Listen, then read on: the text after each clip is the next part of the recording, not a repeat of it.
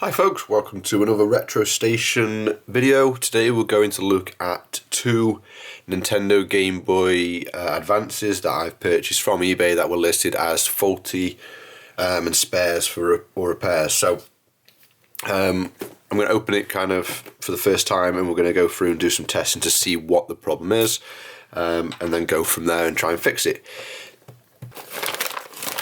There's one, it says dead on it. Obviously it most likely isn't, and here's a second one. So there's, you can see there the sticker says dead, and then this one says screen flickers not work. So obviously, as per description, this one's dead. I think we'll probably confirm that, because if they've put batteries in it's not turned on. I can already see corrosion actually. Yeah, there's absolutely nothing there. Just keep wiggling it back and forward. There's nothing. I've just noticed, however, when going to put the batteries in, that there is some heavy corrosion on one of the battery terminals. So if we get a closer look in here, okay, inside here you can see it's quite corroded. So we'll get this one apart and check the internals, see how far that's spread. And go from there. Try the second one, so just put that off to the side for now. It says screen flickers not work, so kind of does half work and half doesn't. Let's give it a try, turn it on. Okay, so it's hard to see, but there's some lines going vertically down the screen, so interesting. We'll take them both apart now and see what it's like, what they're like inside. Okay, so immediately I can see the ribbon cable is that slightly out? I'll have to check that. I can see, let's zoom in here, I can see that the latches are up. Okay, that seems to be properly in. I won't bother with the buttons for now, just slot the back on. Go.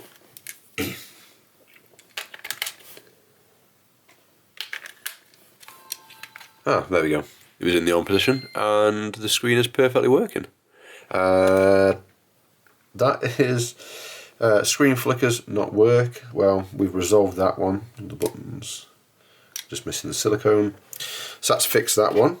That was an easy enough fix. Okay, so time for the one that is dead, and most likely because of the corrosion that I've seen inside the battery terminal. So again, we're going to get this open.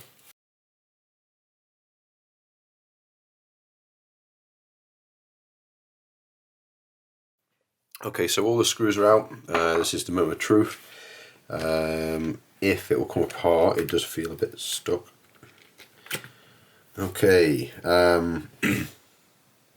yeah, so this is not looking too great actually. This is probably the worst. Well, this is definitely the worst of the two, because the other one wasn't a fix, it was just a ribbon cable loose. There is corrosion on this shield, metal shield in here, which if the metal shielding's got corrosion on, there's corrosion here. I can also see corrosions kind of are in this area, and definitely on the battery terminal there. So, same as before, I'm just going to remove all the buttons and the bumpers and get the actual board out. When I was taking this apart, there was no signs that this had been opened before, and if it had been opened before, they would have seen the corrosion and either done something about it or maybe mentioned it on eBay, but you know, some people aren't typically genuine sellers. Some are. That's fine. This is exactly what I wanted anyway. Come on. Okay, right. Quite a bit of corrosion has gotten onto the D-pad there. can see corrosion on the battery terminals here. Let's give this a zoom in. Let's see, so again, ooh, corrosion on the bottom of that. On the bottom of these, yep. So this entire board will need a good going over with, I think first of all, some white vinegar to neutralise all of the corrosion, especially here on the contacts, and then a once over with some IPA to ensure it is all cleared up. So let's just have a look at the second part of the shell, the other half. I can see bits of corrosion on the silicone pads there and up over here. To be honest, it's not too bad. It looks quite widespread, but doesn't look too bad in the grand scheme of the components on the board having any issues. So I'm just letting the soldering iron get up to temperature, then we're going to go ahead and remove that. So let's get close in here. Okay.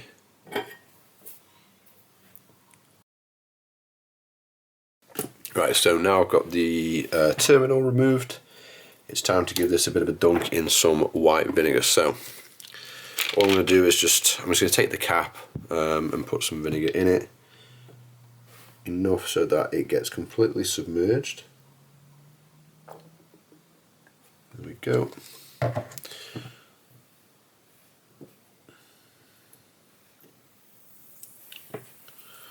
And then while that's doing that, I'm going to give it a once over on the board. So set that to the side.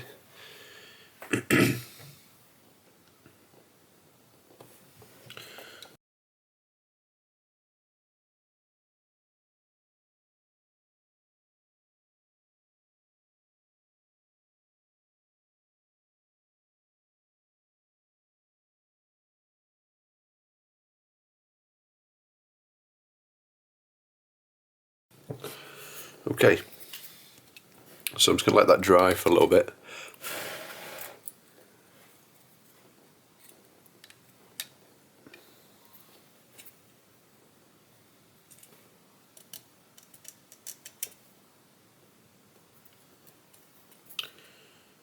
Still a concerning amount of corrosion still on these pads, like here, the middle one. So there's only one way to really find out, and that's get that back together, get it all back together, and see really.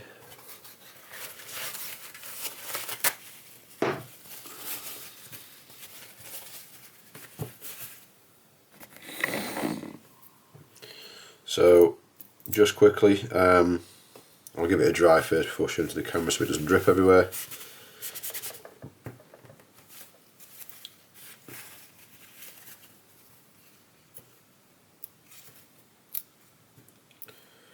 I mean, if we look at the state of this now, compared to what it was like when it went in, lovely and clean, and hopefully making proper contact when we get this soldered back in. So that's what we're going to do right now. Should be nice and dry.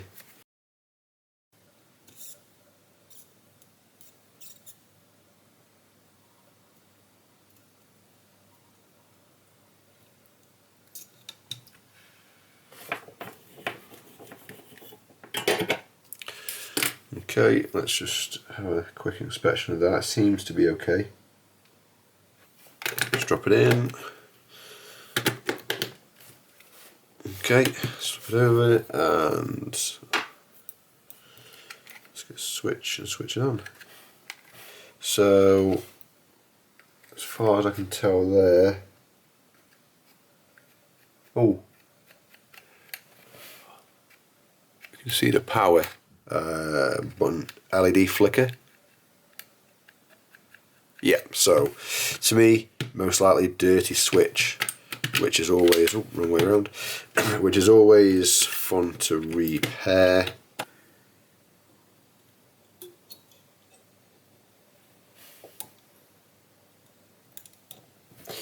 There we go, switch is off, or switch cover anyway. Got a look inside. Yeah, that is woohoo, lots of lovely blue in there. So that's getting cleaned out right now.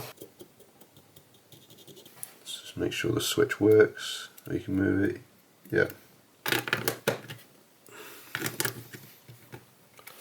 Okay, let's give this a try. Ooh, we had a flash of green. Come on.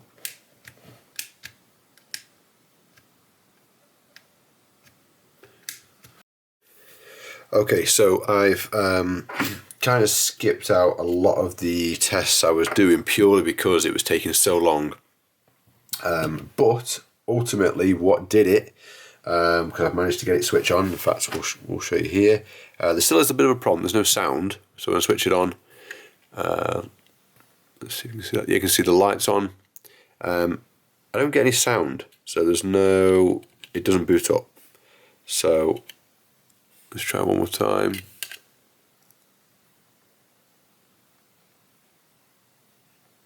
Yeah, there's no sound. So what I'm going to do is just switch it off, plug the screen back in, make sure the screen's working. But what I did was, I was on the Discord. If you aren't on the Discord, which pretty much my only subscribers at the moment and people that watch the video are on the Discord. But anyway, if you're not on there, go on there. They are incredibly helpful. Obviously, you know, you've got to be descriptive of what your problem is, but I went in and said, look, GBA doesn't switch on, clean the power switch, which we've done previously. Terminal was corroded, got rid of that, and it still had an issue. And what was happening is, consistently, the green light would come on, then the red light would come on. Well, the green light would come on, immediately go off, and then the red light would immediately come on and go off, and this would happen in obviously milliseconds. But it would always happen without a fail every time I switched it on and off, on and off, on and off. So the contacts weren't dirty, we cleaned them just. So I was a bit confused. There was maybe an issue with the power and it's self-shutting off. So one of the suggestions was the good old-fashioned toothbrush and some IPA and just give the whole board a scrub. So what I did first actually was another toothbrush with some white vinegar, the entire board. Try to use a bit of tissue to get rid of the most of the excess off, and then went over it with an IPA. I pretty much went everywhere, into the ribbon cable connector, into the port for the game cartridge, and then just all over the board, and tried to get in every kind of nook and cranny, and it booted up. So we're gonna stick the board back into the shell and get the screen connected to see if we get anything on the screen. Okay, insert the batteries. I've actually not tested the screen actually. I got it to boot up and then went straight to record, putting the camera back on. So here we go. Ooh, okay. So we get power, but we've got absolutely nothing on screen. Interesting. Again with the sound, that's all the way up.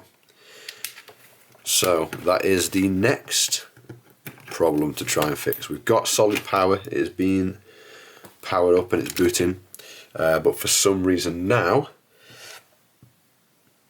there's no image being sent to the LCD, and there's also no sound of it booting up.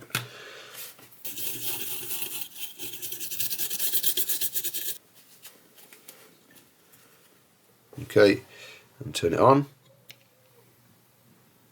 Oh, so one thing, we get sound, fantastic. Second thing, we get screen and no issues at all with the screen, fantastic. However, third, I don't know whether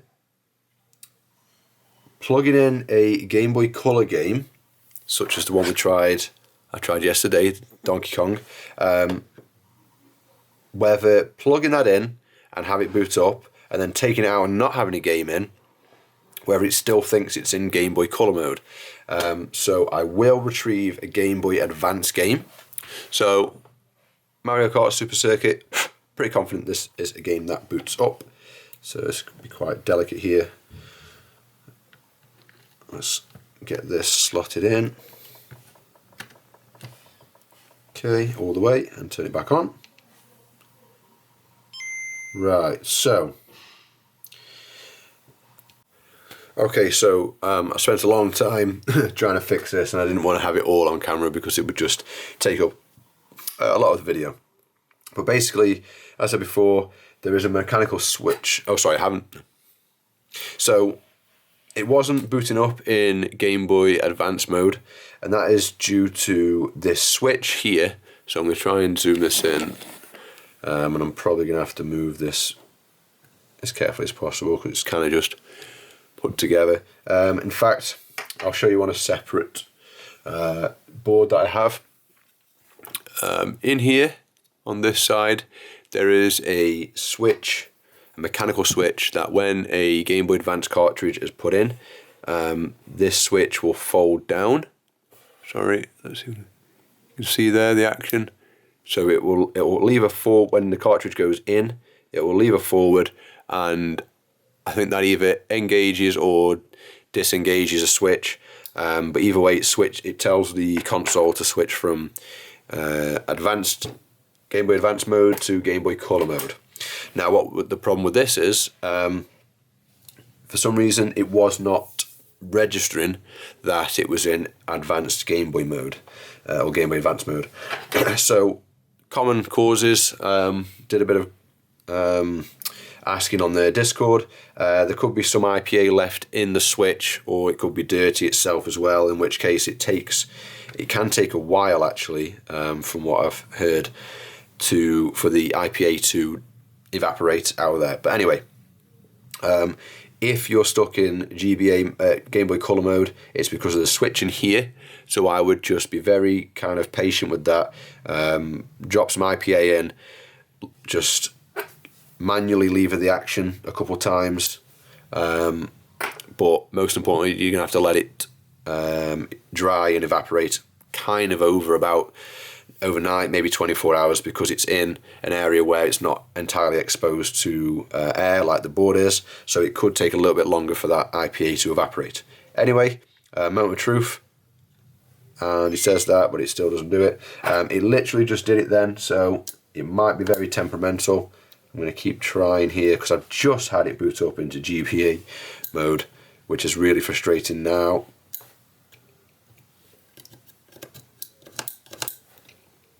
Okay. So I have left this another full 24 hours since starting to try and fix this again, just in case there were any vinegar or IPA left in that switch. It should have gone by now. If not, then the problem still persists, and I shall continue to try and find a solution. But for now, let's go ahead and try this. Let's just get these wired up. Okay, switch it on.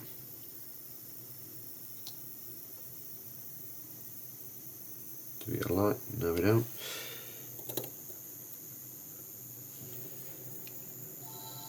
Oh.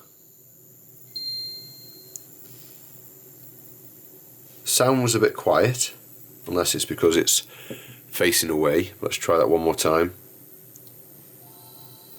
Oh, that's absolutely amazing. That is so good to see. Considering we've gone from a board that has a sticker on it saying dead to corrosion problems, power switch problems, corrosion on the board, no screen problems, no sound problems, the Game Boy itself booting up in Game Boy Color mode. There's been a fair few problems with this device that we've finally got sorted. So I'm really pleased with that. I'm going to switch it off and get this put back together, and then hopefully, with it being put back together, it still works.